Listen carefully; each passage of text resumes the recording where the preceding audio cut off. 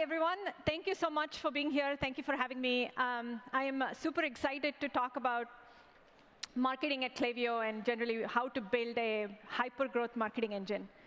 So before we get in, I'd like to take a little bit of time to introduce myself. So my story is interesting.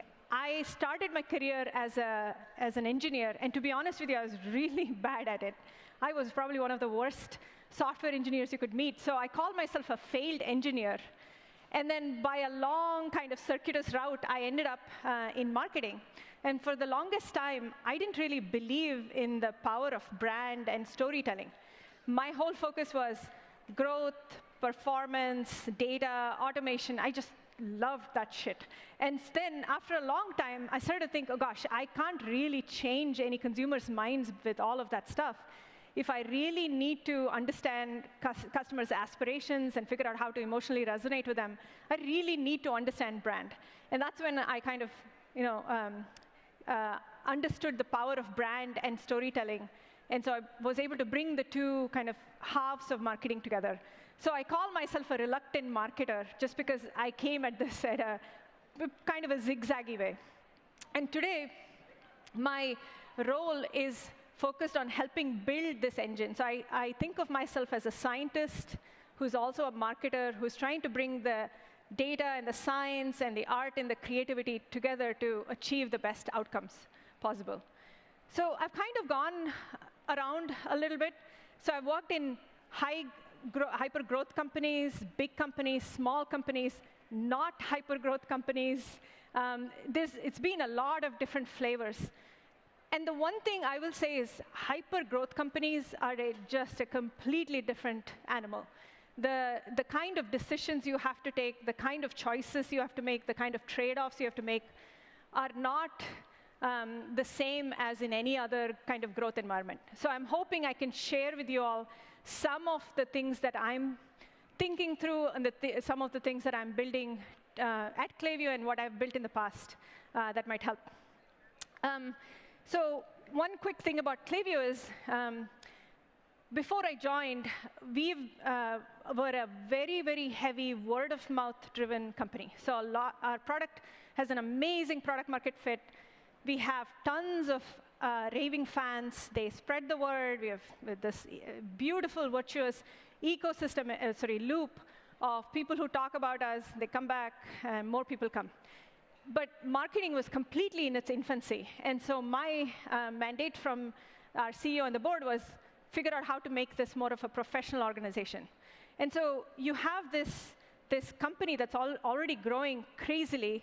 On top of that, you come in, and you're trying to build a marketing engine to go from 0 to 60 at the same pace and the growth of the company. It's a pretty interesting and unique challenge. So I wanted to talk about some of the lessons I have learned and some things that I've kind of put in place as we started to build this, what I call the agile, modern marketing engine. So let's dig in. So the first thing for me is align with the CEO. I mean, this is fairly obvious and straightforward. The thing I want to point out here is what people don't realize is how much of this has to happen and how early on.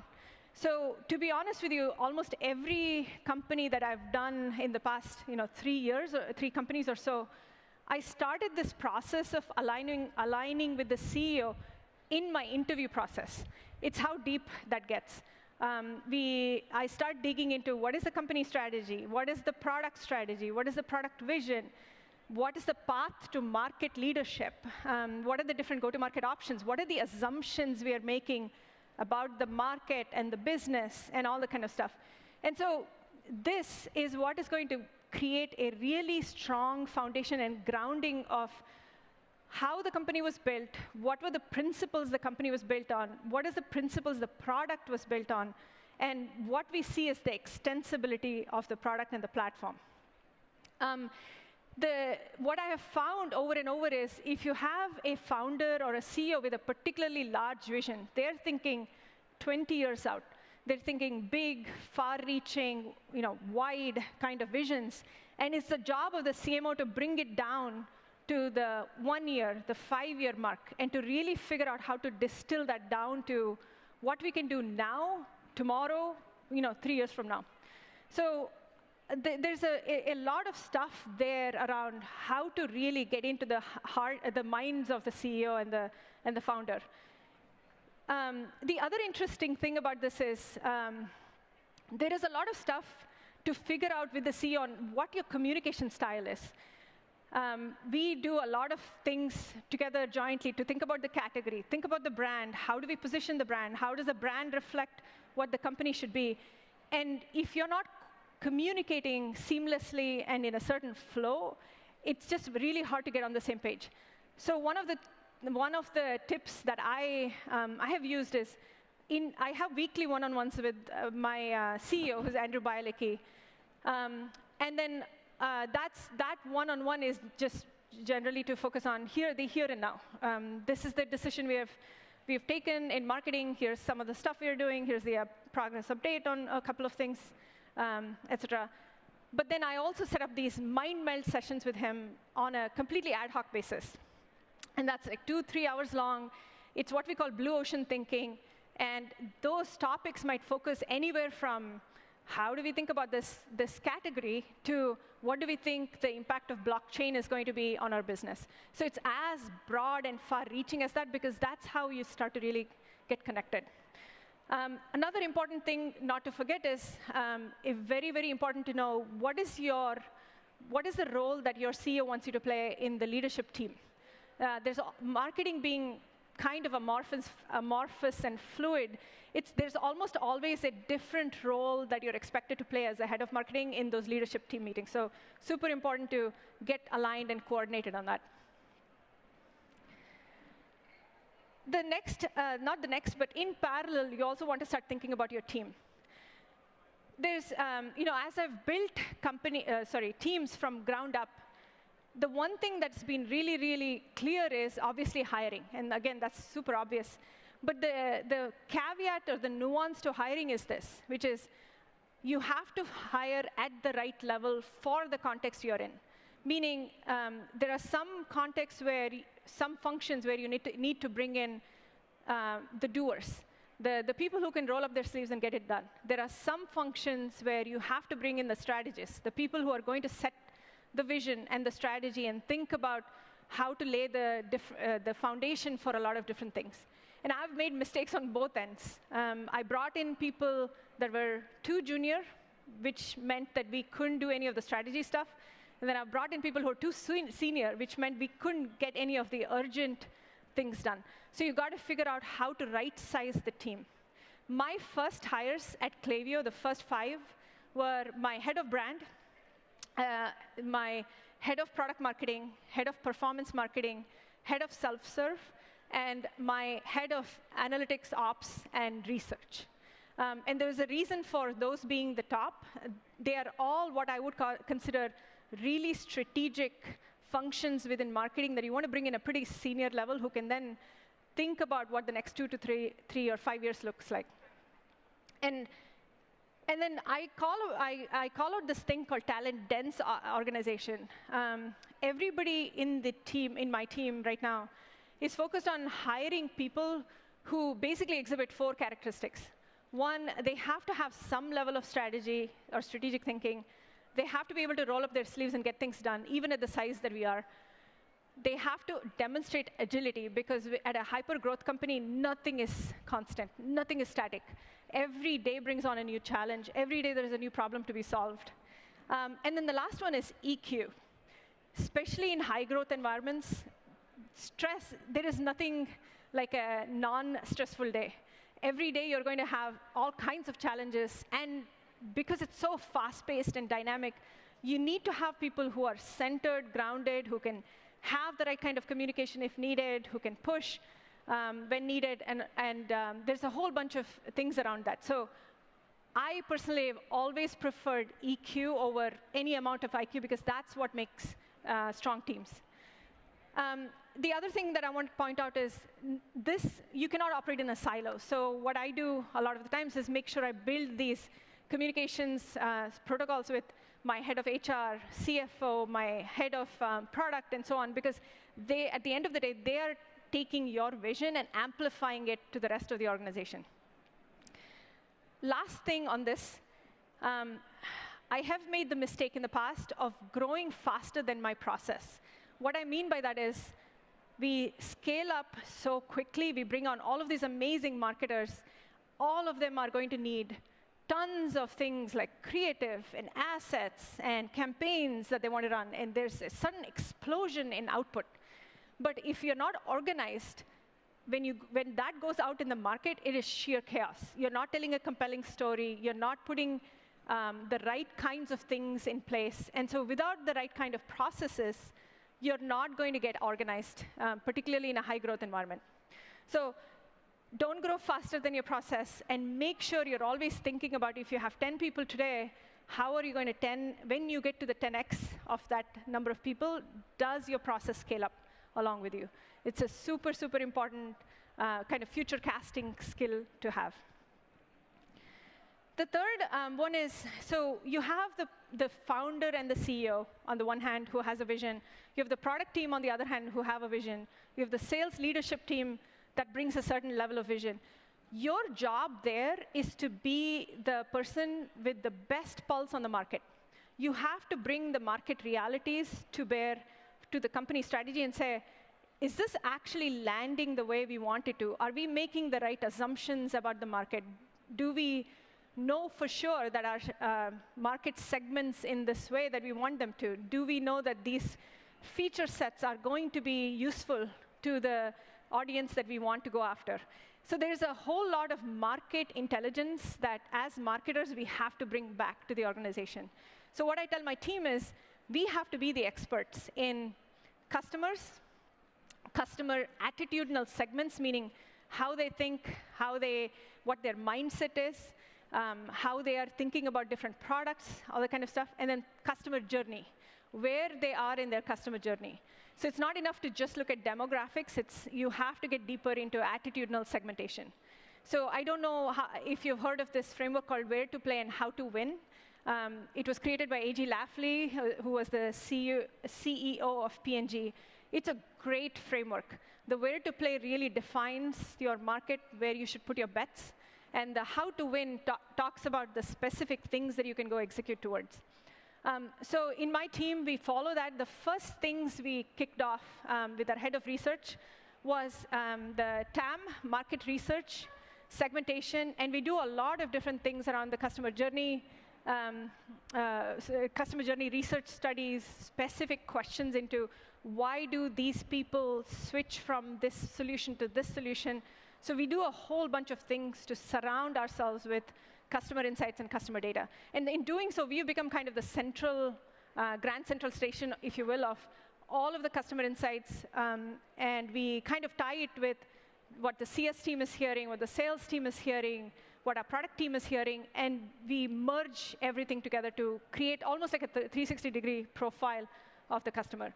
I cannot tell you how important this has been in my past.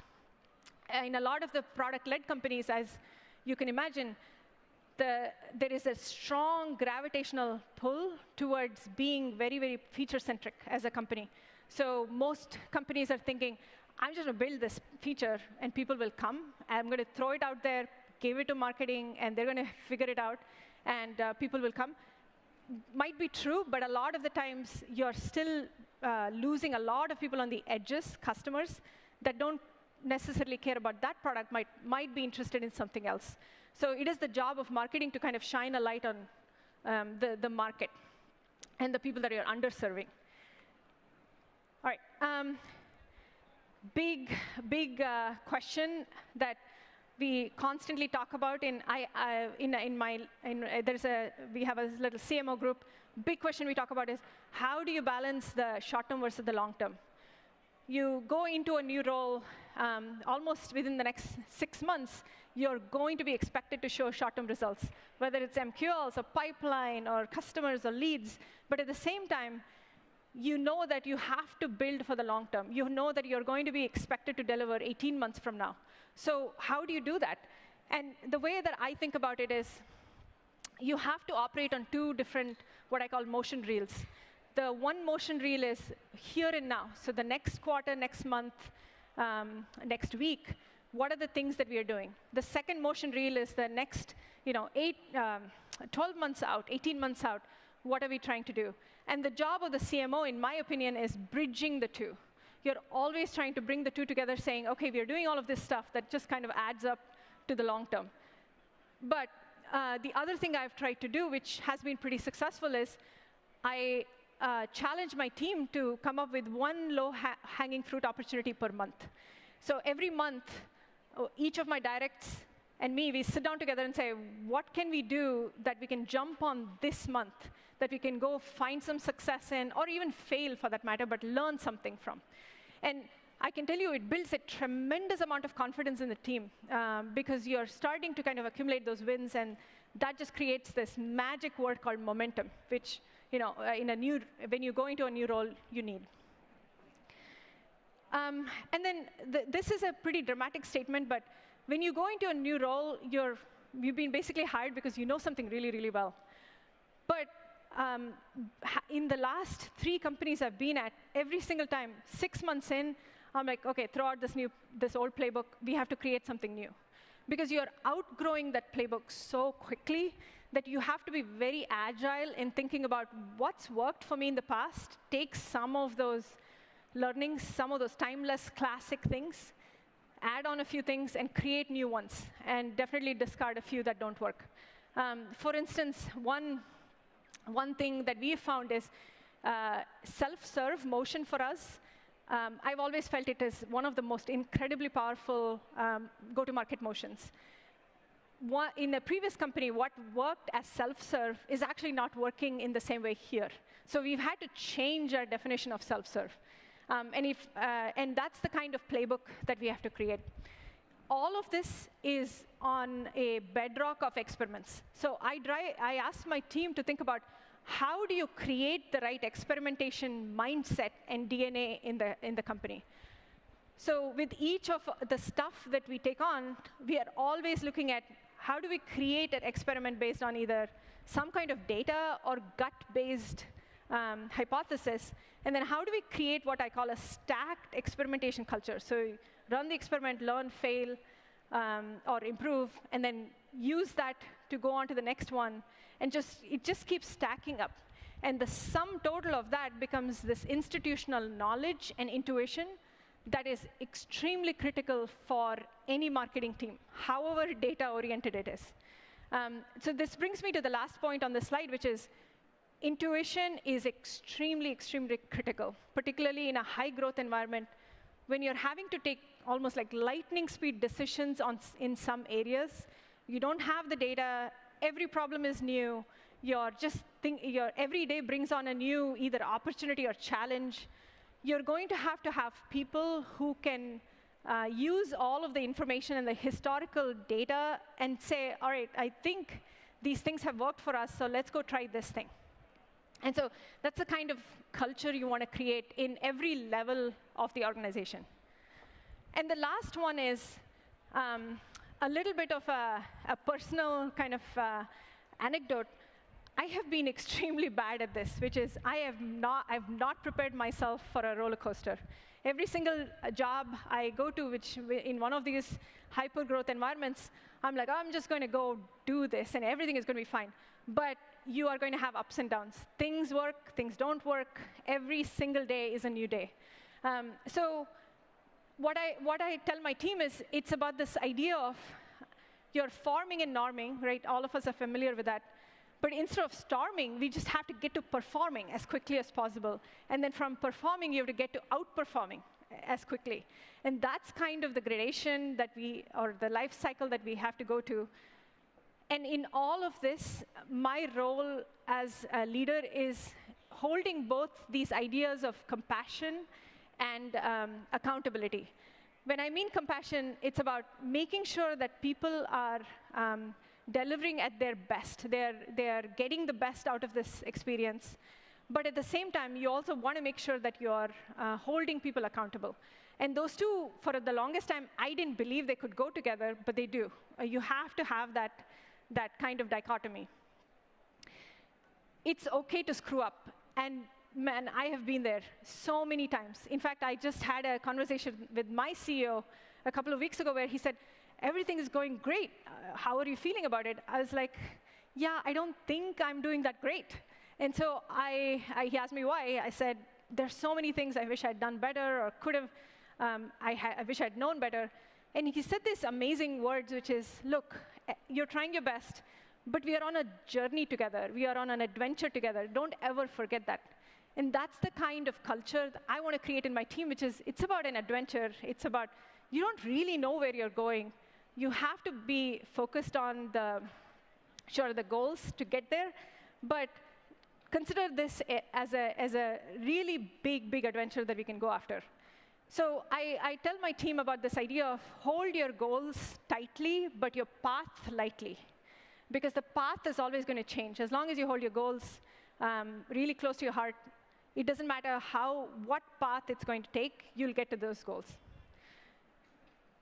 So that's basically some of the big lessons I've learned and some of the things that I wanted to share with you all.